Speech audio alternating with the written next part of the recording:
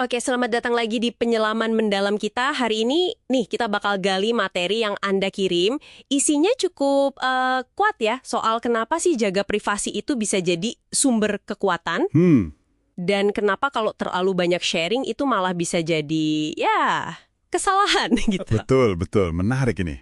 Nah, misi kita kali ini, kita coba ekstrak intinya lah ya. Kenapa diam itu bisa berarti kuat. Terus kapan sih kerentanan itu malah balik nyerang kita? Jadi bumerang ya? Nah, itu dia. Dan apa yang sumber ini bilang soal ya melindungi perjalanan pribadi kita masing-masing.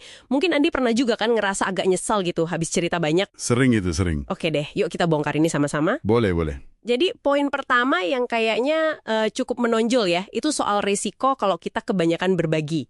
Sumber ini bilang orang tuh seringnya dengerin kita bukan buat ngerti, tapi buat ngejudge gitu, lewat kacamata mereka sendiri. Entah itu rasa nggak aman mereka, atau mungkin iri hati. Iya, ya. Seringkali begitu ya. Apa yang kita anggap jujur, tulus, malah dilihatnya jadi kelemahan. Nah, dan katanya cerita kita bisa dipelintir ya. Banget. Dipelintir, dijadiin bahan ejekan atau ya gosip di belakang kita lah.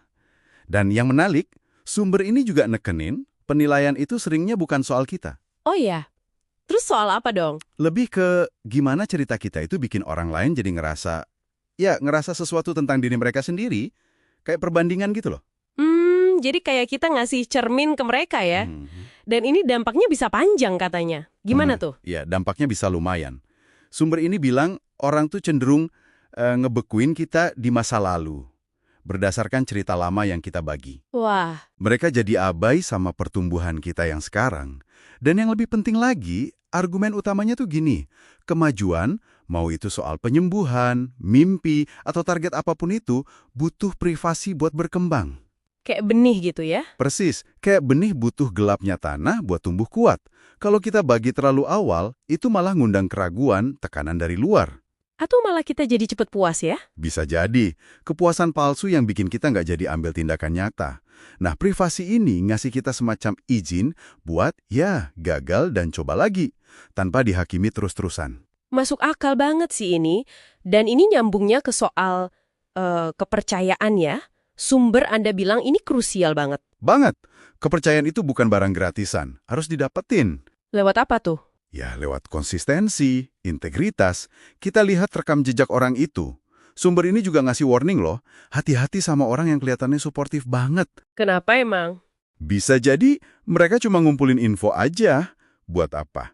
Ya, buat ngerasa punya kuasa atau kontrol atas kita. Ironisnya kan, pengkhianatan itu sering datangnya dari orang dekat. Wah, ngeri juga ya. Yang nyalahgunain akses yang kita kasih. Makanya ada saran praktis nih dari sumbernya. Coba deh amati dulu gimana orang itu jaga rahasia orang lain. Sebelum kita curhatin rahasia kita ya. Nah, gitu. Jadi kayak tes kecil lah. Bener juga. Terus ada lagi nih yang menarik. Soal kekuatan diam. Biasanya kan diam itu kesannya pasif, lemah gitu. Nah, ini dia. Sumber ini justru bilang sebaliknya. Diam itu bukan lemah, tapi kekuatan. Kontrol. Kontrol atas apa? Kontrol atas narasi kita sendiri. Anda itu nggak punya utang penjelasan ke siapapun soal jalan hidup Anda kan? Jaga sedikit misteri soal rencana atau progres kita itu kayak perisai. Perisai dari apa? Ya, dari gangguan, dari sabotase halus, dari proyeksi negatif orang lain.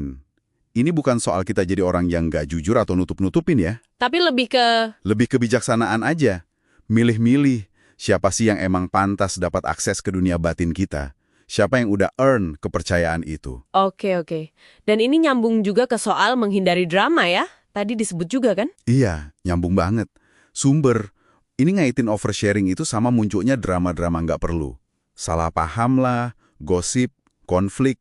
Yang ujung-ujungnya nguras energi kita ya? Jelas.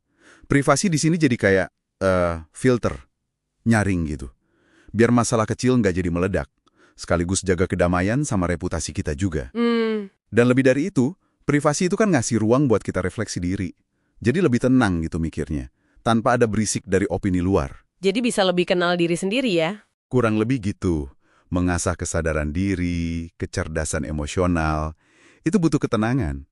Terakhir nih, ada penekanan soal kemandirian. Gimana hubungannya sama privasi? Hubungannya kuat banget. Sumber ini bilang, ada kekuatan loh kalau kita bisa ngandelin diri sendiri buat mecahin masalah, ngelola emosi. Nggak terlalu bergantung sama orang lain gitu. Persis. Karena orang lain kan, ya gitu deh, bisa aja ngecewain. Atau emang nggak bisa dipercaya. Dengan mandiri, kita jadi lebih tahan banting. Ketahanan. Iya, ketahanan. Skill problem solving juga keasah. Dan yang penting, kita jadi nggak gampang dimanfaatin secara emosional.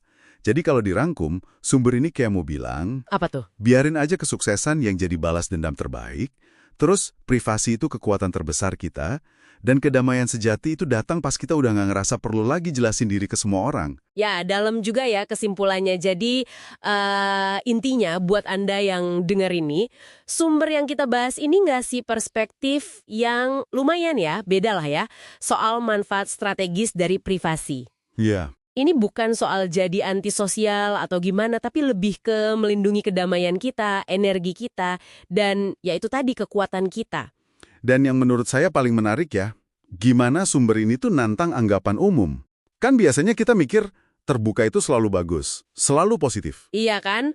Vulnerability is strength, katanya. Nah, tapi sumber ini ngajak kita mikir lagi, kapan sih dan sama siapa sih kita sebaiknya berbagi kerentanan itu, biar jadi langkah yang bijak dan nguatin, bukan cuma kebiasaan yang malah bikin kita lemah. Pertanyaan bagus tuh.